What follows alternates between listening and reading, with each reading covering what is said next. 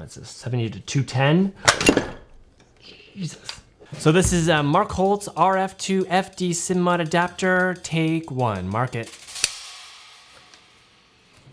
Hey all, well it's been a while, but I'm back to talk about SIMMOD FD to RF adapters. Why, you might be asking? Well, because it's an adapter, but it doesn't feel like an adapter.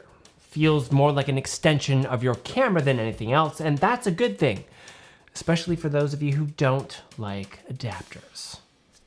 You know who you are. I mean, there's not a lot to say about this thing. It's not overly complicated. It is made of brass, so it's heavy. Heavier than most FD lenses it's meant to adapt. It really does feel indestructible. Had you there, didn't I? Now, stating the obvious, the adapter allows you to mount FD lenses to your RF camera mounts. Now, if you don't know what RF is, it's Canon's sexy new mirrorless mount, but a few cinema cameras have adopted RF like the Red Komodo and the newly announced Red Raptor. Now, FD lenses are all the rage right now, in part thanks to Zack Snyder, who shot Army of the Dead on Canon rangefinder lenses rehoused by Zero Optic. So shallow. And fellow YouTuber Media Division, who might have single-handedly been responsible for the increase in market value of these lenses in the last few years for his Master FD deep dive. Now, go Media Division. Please like, subscribe, comment. I am not worthy, but he is. So check him out. If you haven't, I'm sure you have though.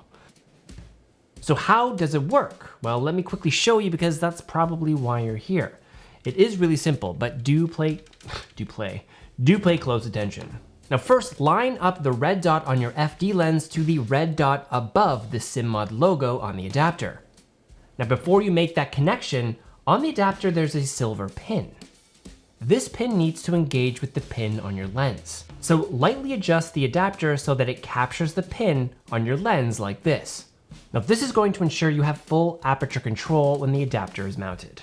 From here, line up the red dots while keeping those pins in contact. Once your dots are lined up, push in and turn to the right until you hear a click. That click lets you know it's working and locks the lens to the mount, and that's it. From there, mount the adapted lens to your camera and go make some beautiful art. Now I should note that the adapter works with all FD lenses, ones with and without the chrome locking rings. Now the chrome locking rings, you actually don't have to turn the actual lens, you just have to turn the ring to lock the lens to the adapter. Now just make sure those pins are lined up. You'll know you've missed this step if you don't have any aperture control on your lens while adapted. And that's it, folks. Nothing really left to say other than this is a fantastic piece of kit for anyone who's looking for what I would say is the best option to adapt FDs to RF mounts. Any questions, leave them below. Thanks as always for watching, and I'll see you next time. Next time, it has been a long time since I've been in front of the camera. This took forever to set up and I don't even know if I like it. I'll know in the edit. And yeah, it's been a while. I've been a little bit busy. But this adapter is freaking amazing.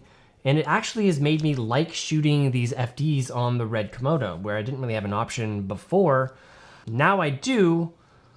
And even though FDs aren't my favorite lenses, this adapter has actually helped bringing them back into relevancy for me. So I've got something to shoot my 35, my 70 to 210. Jesus. 70 to 210, now everything's good. And my 28. The 28's got the lock. Anyway, thanks for watching, guys. That's a wrap.